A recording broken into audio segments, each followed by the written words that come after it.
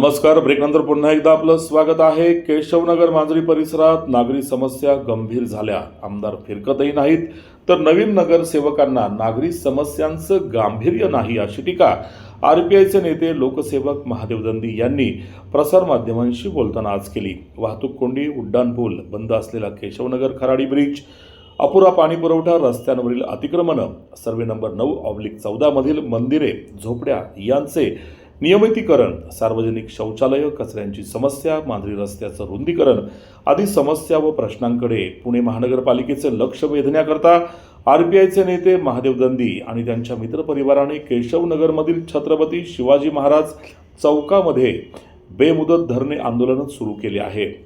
यावेळी मनपा प्रशासनाने चालढकल करून गंभीर झालेल्या या नागरी समस्यांवर ठोस कार्यवाही न केल्यास, प्रश्न न सोडवल्यास कार्यकर्त्यांसह आत्मदहन करण्याचा इशारा महादेव दंदी यांनी दिला आहे.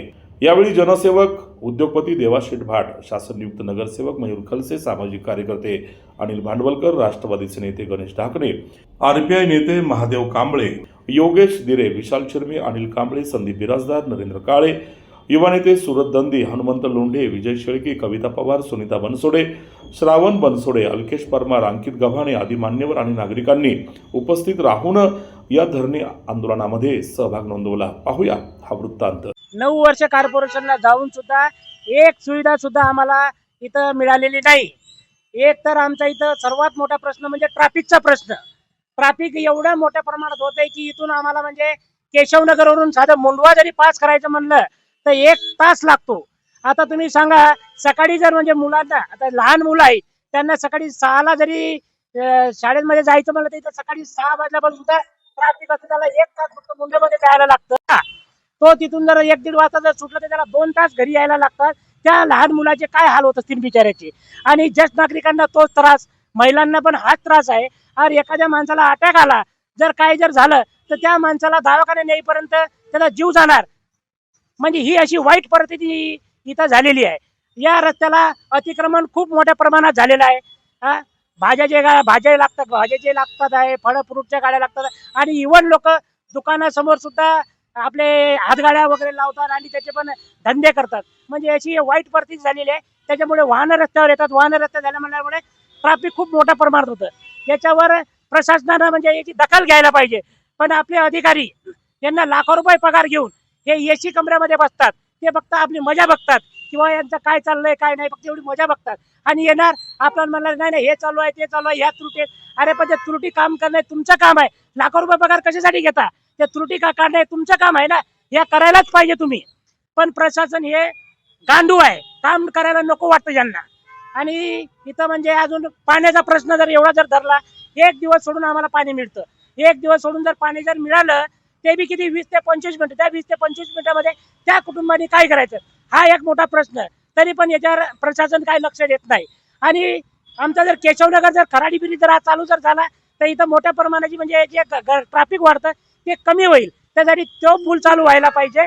तो पूल चालू करताना सुद्धा अंतर्गत रस्त्यावर यांनी लक्ष घालायला पाहिजे. त्यातलं म्हणजे थोडं काय होईना, समोरचं अतिक्रमण जरी काढलं, थोडं म्हणजे हातगाड्या वगैरे जर काढलं तर तो पण प्रश्न सुटेल. पण याच्यामध्ये पोलीस डिपार्टमेंटचं बी काम आहे. याच्यावर म्हणजे ट्रॅफिकवाल्यांनी यांच्यावर कारवाई करायला पाहिजे. काय नाही, हे हायवा डंपर चालतात पण याच्यावर डिपार्टमेंट मात्र यांच्यावर कारवाई करत नाही. मोठे यांच्याकडून हप्ते घेतात असतील, काय करत असतील त्यांचा तो प्रश्न आहे. रिक्षावाले अधूनमधून घुसतात, त्यांच्याकडे ट्रॅफिकवाल्यांचं लक्ष नाही आहे. म्हणजे असा यांच्या मनमानी कारभार चाललेला आहे सर्व प्रशासनाचा. हा मनमानी कारभार बंद पाडण्यासाठी आम्ही आज इथं धरणे आंदोलन करत आहे. आणि इथं कचऱ्याचा पण एवढा मोठा प्रश्न आहे की तुम्ही कुठल्याही गल्लीमध्ये जरी गेला तर तुम्हाला जिकडे तिकडे कचऱ्याचा ढीग दिसणार आहे. या कचऱ्यामुळे लोकांचे शरीराचे म्हणजे तब्येती खराब व्हायला लागले. नाहक पैसा दवाखान्यामध्ये चाललेला आहे. तरी प्रशासनाला काय घेणं देणं नाही आहे. नुसते एसी मध्ये बसून मजा करतात, लाखोचा पगार घेतात. आणि आमचे नवीन नगरसेवक आले ते पण आता काम करायला बघतात. पण काय ते खड्डे बुजून हे ते बुजून काय काम होणार नाही, प्रश्न सुटणार नाही. त्यांनी पण म्हणजे याच्यामध्ये हस्तक्षेप करून इथले केशवनगरच्या समस्येकडे गांभीर्याने लक्ष द्यायला पाहिजे. मेन म्हणजे रस्त्याकडे लक्ष द्यायला पाहिजे. ट्रॅफिक कशा प्रश्न सुटेल याच्यावर लक्ष केंद्रित करायला पाहिजे, तर काहीतरी मार्ग निघेल. आमदारांनी सुद्धा या गोष्टी लक्ष घालायला पाहिजे. आमदार सुद्धा या गोष्टी करू शकतो. पण आमदार इथं फिरकून सुद्धा बघत नाही आहे किंवा काय चाललंय. निवडून गेल्यापासून आमदारांनी इथं एक सुद्धा पाय ठेवलेला नाहीये. म्हणजे लोकप्रतिनिधी जर असे जर करत असेल तर सामान्य नागरिकांनी काय करायचं. म्हणून आता हे लोकप्रतिनिधी काय करत नाही, म्हणून सामान्य नागरिकांना रस्त्यावर उतरण्याची वेळ आलेली आहे. म्हणून आता हे आंदोलन आम्ही बेमुदत धरणे आंदोलन करणार आहे. जोपर्यंत आमचे प्रश्न सुटणार नाही तोपर्यंत आम्ही इथं रस्त्यावरच बसणार आहे आणि आमचे प्रश्न मार्गी लावल्याशिवाय आम्ही इथं उठणार नाही. मध्ये महानगरपालिकेचे अधिकारी म्हणले फक्त महानगरपालिकेचे इलेक्शन होऊ दे, नगरसेवक निवडून येऊ द्या, मग तुमचे सर्व काम मार्गी लावण्यात येईल. पण गेली 6 महिने झाले, महानगरपालिकेचे इलेक्शन झाली, निवडणुका झाल्या, 4 नगरसेवक झाले, परंतु सगळेच निवडून आलेले नगरसेवक आपापल्या मग्नात आहे. आज केशवनगर मधील सर्वात मोठा प्रश्न आयरनीवर असेल तर तो ट्रॅफिकचा असेल, रोडचा असेल,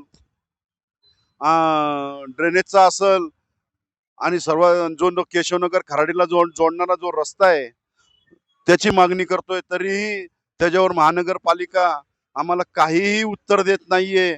त्यामुळं आज जो आंदोलन महादेव दंदी साहेबांनी केलेलं आहे, आमचा त्याला भरघोस केशवनगर वासियांचा भरघोस प्रतिसाद आहे. आणि आम्ही त्यांच्या पाठीमागं आम्ही सोबत त्यांच्या बरोबर राहणार आहे. त्यामुळं येत्या काळात आमच्या ह्या मागण्या पूर्ण नाही झाल्या तर आम्ही महादेव दंदी साहेबांसमोर संघ केशवनगरवर भव्य मोर्चा काढून अधिकाऱ्यांना सळो की पळो करून सोडणार आहे. इथल्या नागरिकांचे प्रश्न सुटले पाहिजे. माझ्यावर खटला दाखल झाला चालेल, गुन्हे दाखल झाले तरी चालतील 72, कारण मी एक आंबेडकरी चळवळीतला कार्यकर्ता आहे. उद्या तिथून या ठिकाणी नागरिक समस्याच्या शंकेचं निरसन झालं पाहिजे, त्यांचे प्रश्न सुटले पाहिजे. या हेतून या ठिकाणी आज धरणे आंदोलन ठिकाणी धरलेलं आहे. परंतु शासन या ठिकाणी इतकं झोपेचं सोंग घेतलं की त्यांना या प्रश्नाकडे आजपर्यंत त्यांनी साधी विचारपूस सुद्धा अजूनपर्यंत प्रशासनाने केलेली नाही. आज रविवार आहे, मान्य आहे, अधिकाऱ्यांना सुट्टी असतील, पण लक्षात ठेवा 2 दिवसाच्या या आंदोलनाच्या नंतर या ठिकाणी तिसरं आंदोलन ज्या वेळेला होईल त्या आंदोलन हे रिपब्लिकन पक्षाच्या स्टाईलने असेल. ते आंदोलन तुम्हाला हाताळणं फार जिकिरीचं जाईल. हे आम्ही या ठिकाणी तुम्हाला ठणकावून सांगतोय की आमच्या ज्या माफक मागण्या आहेत, आम्ही कुठल्याही अनावश्यक मागण्या मागत नाहीये. आमच्या माफक मागण्या आहेत, ज्या होणार आहेत तुमच्या हाताच्या, जे क्षेत्रीय अधिकाऱ्याच्या हातात सुद्धा त्या कार्यकर्त्या ह्या मागण्या सुटू शकतात. परंतु त्याकडे जाणून बुजून दुर्लक्ष करणे, जाणून बुजून लोकांना त्रास होईल अशी या ठिकाणी व्यवस्था निर्माण करणे, या ठिकाणी हे निर्माण केलं जाते. म्हणून रिपब्लिक पक्ष या ठिकाणी सन्मानाने मैदानात उतरलेला आहे. याच्या अगोदर पण आमचे 3-4 आंदोलन नागरी प्रश्नावर झालेले आहेत, आज पण होते. आता या ठिकाणी शेवटचं आंदोलन आहे. या ठिकाणी आम्ही सांगतो येणाऱ्या काळामध्ये आम्हाला रस्त्यावरची याच्यापेक्षा तीव्र लढाई लढावी लागेल. मग गुन्हे दाखल झाले तरी 72. म्हणून माझी प्रशासनाला विनंती आहे, महानगरपालिकेच्या प्रशासनाला विनंती आहे की या धरणे आंदोलनाची लवकरात लवकर दखल घ्यावी आणि जे काही आमच्या माफक मागण्या आहेत त्याच्यावरती योग्य ती कारवाई करावी अशी या रिपब्लिक पक्षाच्या सर्व कार्यकर्त्यांची आपल्याला विनंती आहे. नगरसेवक असतील, आता निवडून आलेले असतील, तेही यामध्ये अपेक्षित ठरलेले आहेत.